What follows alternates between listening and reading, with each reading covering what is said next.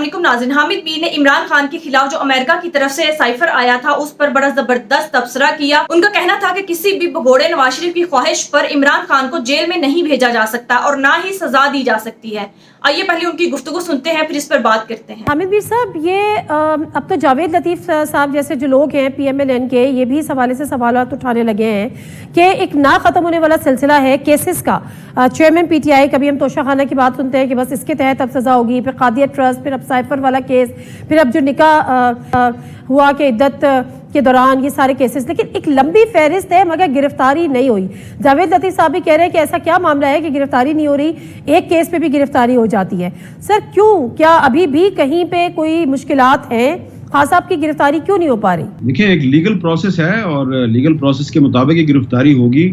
किसी की ख्वाहिश पर तो गिरफ्तारी नहीं होनी चाहिए। पहले उनको गिरफ्तार किया गया था, सुप्रीम कोर्ट ने उनको रहा करवा दिया। तो ये तो एक लीगल प्रोसेस है, किसी सियासतदान की ख्वाहिश पर तो किसी को गिरफ्तार नहीं किया जा सकता। नहीं, बात आपकी बिल्कुल दुरुस्त है, लेकिन दूसरी तरफ हम ये भी देखते हैं ना कि लगता ये है कि लेवल प्लेइंग फील्ड का मुतालबा ये किया गया था कि चेयरमैन PTI अंदर होंगे तो नवाज शरीफ साहब मुल्क में आएंगे। क्या ये इससे मशरूत है नवाज शरीफ साहब की वापसी? कोई अंडरस्टैंडिंग है सर? देखिए, मैं तो कॉन्स्टिट्यूशन ऑफ पाकिस्तान पे बिलीव करता हूँ। तो कॉन्स्टिट्यूशन जो है वो तो उसमें तो ऐसी कोई बात नहीं है कि किसी एक फर्द वाहिद जो है उसकी वजह से निज़ाम हुकूमत जो है वो या मुल्क का जो कानून है उसमें तरमीम और इजाफा किया जाए। तो जो कानून कह रहा है उसके मुताबिक ही चलना चाहिए। अच्छा, आजम खान का 164 यानी वो बयान जो कि कहा यह जा रहा है कि वो फाइनली अब इनके गले पड़ेगा, सर उसकी कितनी अहमियत है? दूसरी बात ये कि ये जो साइफर का मामला है, ये हमने देखा कि दोबारा से एक दफ़ा से ज़ेर बहस भी आ गया, इस पर बात भी हो रही है। अब इसके खिलाफ सज़ा क्या होगी वो भी तय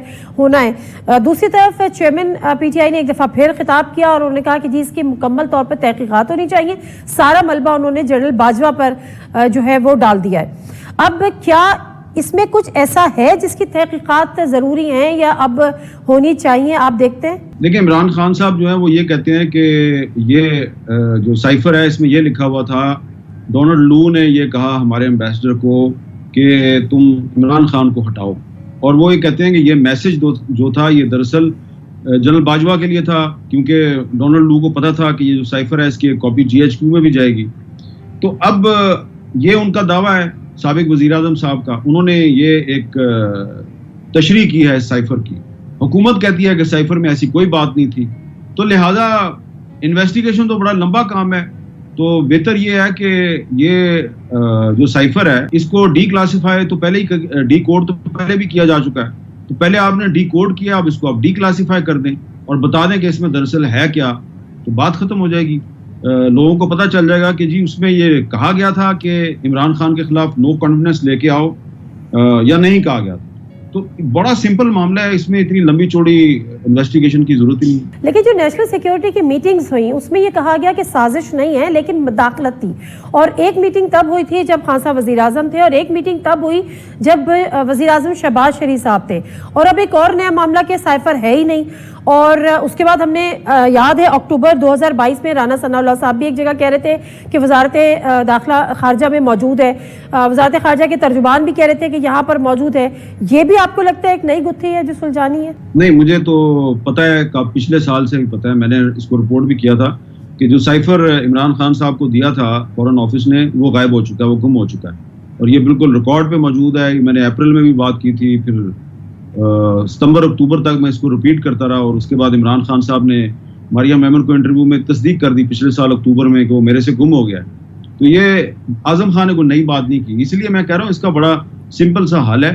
आप इसको डी क्लासीफाई कर दें और उसके बाद दूध का दूध और पानी का पानी हो जाएगा। बिल्कुल दुरुस्त है। सर आपको क्या लगता है ये जो मामले शुरू से चल रहे थे कि जी अब बस अब गिरफ्तारी हुई और तब गिरफ्तारी हुई और अब नाअहली हुई और तब नाअहली हुई, अब खबरें आने लगी हैं कि जी कहीं से कोई बर्फ पिघल रही है, कोई मिस कॉल्स हो रही हैं, कोई मिस कॉल्स दी जा रही हैं, कोई ना कोई राब्ते बहाल हुए हैं, क्या ऐसा है? आपकी नॉलेज में है सर? नहीं, मुझे फिलहाल तो कोई इम्कान नजर नहीं आ रहा। तो यानी ये तय कर लिया गया है कि अगले इलेक्शन जो है वो इनके बगैर होंगे? ये अब आपकी एक स्टेटमेंट है और इस सर क्वेश्चन है नहीं है, ये सब तो क्वेश्चन है सर।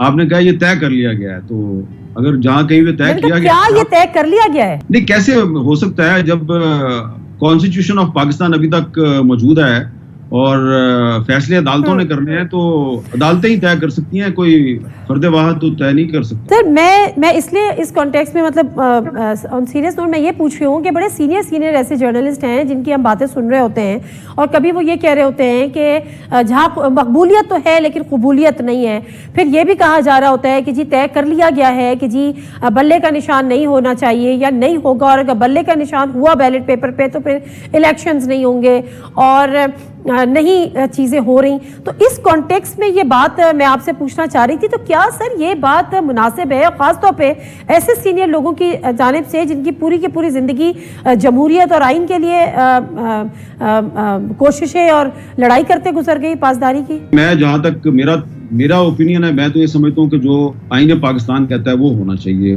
مقبولیت اور قبولیت جو ہے وہ تو آئین پاکستان میں تو ان الفاظ کا کہیں پہ ذکر نظر نہیں آتا. اب تحریک انصاف بھگت رہی ہے, لیکن لگتا یہ ہے کہ مسلم لیگ نون نے سبق نہیں سیکھا اور ابھی تک ان کو خواہش لگتی ہے کہ جو کچھ اس وقت تحریک انصاف کے ساتھ ہو رہا ہے آنے والے وقت میں ان کے ساتھ بھی ہو, اور یقیناً اگر سبق نہیں سیکھیں گے تو یہ ہوگا. ابھی آپ خود کہہ رہے ہیں کہ اگر یہ لوگ سبق نہیں سیکھیں گے تو پھر یہ روئے دھوئیں گے.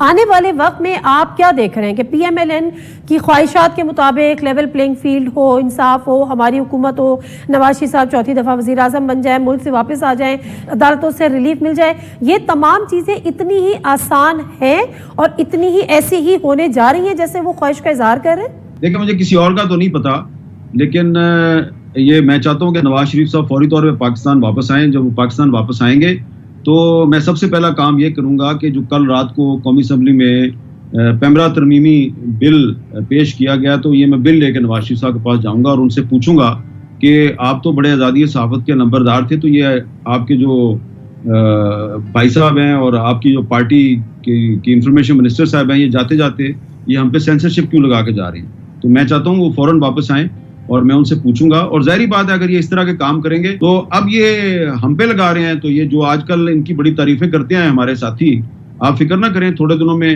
جب نگران حکومت آئے گی تو پھر یہی جو بل انہوں نے کل رات کو قومی اسمبلی میں پیش کیا, اگر یہ منظور ہو گیا اور قانون بن گیا تو پھر اس بل کے تحت ہم تو خیر پہلے ہی جو ہے وہ ان کے عطاب کا نشانہ بنتے رہے ہیں, تو پھر وہ بھی بنیں گے جو آج کل ان کی تعریفوں کے پل باندھ. دیکھیں, یہ جو بل کل قومی اسمبلی میں لایا گیا ہے, اس بل کے ذریعے پیمرا کو تمام ٹی وی چینلز کا ایڈیٹر یا نیوز ایڈیٹر بنانے کی کوشش کی گئی ہے, اور جو مس انفارمیشن یا ڈس انفارمیشن کی تعریف کوئی نہیں کی گئی, اور اس کی بنیاد پر لگتا یہ ہے کہ یہ جو ان کو خبر پسند نہیں آئے گی, جو صحافین کو اچھا نہیں لگے گا, یہ اس کے خلاف کارروائی کریں گے. اس میں کنٹیمپٹ آف کورٹ بھی ہے. سپریم کورٹ آف پاکستان نے 2018 میں فیصلہ دیا تھا کہ جو پیمرا کا ایگزیکٹو بورڈ ہے اس میں سرکاری ارکان کم ہونے چاہیے اور غیر سرکاری ارکان زیادہ ہونے چاہیے, لیکن یہ جو بل ہے اس کے مطابق جو ایگزیکٹو بورڈ ہے اس میں سرکاری ارکان زیادہ ہوں گے. تو ایک تو یہ کنٹیمپٹ آف کورٹ ہے یہ بل, دوسرا یہ بل جو ہے اس کے ذریعے پیمرا کو ٹی وی چینلز کا ایڈیٹر بنانے کی کوشش کی جا رہی ہے, اور تیسرا میں سمجھتا ہوں کہ اس بل کے ذریعے الیکشن سے پہلے میڈیا کی عام ٹوسٹنگ کی جائے گی, اور یہ بل جو ہے یہ میرے خیال میں یہ پری پول ریگنگ کے زمرے میں بھی آتا ہے. ناظرین, وہ مفرور اور بگوڑا مجرم جو ملک کا اتنا پیسہ لوٹ کر اور اتنے جرائم کر کے ملک سے فرار ہے, آج اس کی خواہش ہے کہ ملک کے سب سے بڑے لیڈر اور ہیرو کو ناجائز سزا دے کر جیل میں پھینک دیا جائے تاکہ وہ اس ملک پر دوبارہ سے مسلط ہو سکے. حامد میر کے مطابق البتہ پاکستان میں قانون و آئین کی دھجیاں بھی کھیری جا رہی ہیں, لیکن پھر بھی عمران خان کو ناحق سزا دینا اتنا بھی آسان نہیں. اس کے علاوہ اگر امپورٹر سرکار میں اتنی ہمت ہے اور اگر ان کو یہ لگتا ہے کہ عمران خان نے سائفر کی سازش کی تھی اور جھوٹ بولا تھا, تو حامد میر کے مطابق اگر یہ باپ کے ہیں تو سائفر کو ڈی کلاسیفائی کریں اور عوام کے سامنے لائیں کہ سائفر میں کیا لکھا تھا. ناظرین, پھر عوام خود یہ فیصلہ کرے گی کہ سائفر میں عمران خان کے خلاف بیرونی سازش کی گئی تھی یا نہیں. اس لیے بجائے اس کے کہ امپورٹر سرکار کوئی بھی پروپیگنڈا کرے, ان کو چاہیے کہ سائفر کو عوام کے سامنے لایا جائے. ناظرین, اس بارے میں آپ کی کیا رائے ہے کامنٹ میں ضرور بتائیے گا. اگلی ویڈیو میں ملتے ہیں, تب تک کے لیے اللہ حافظ.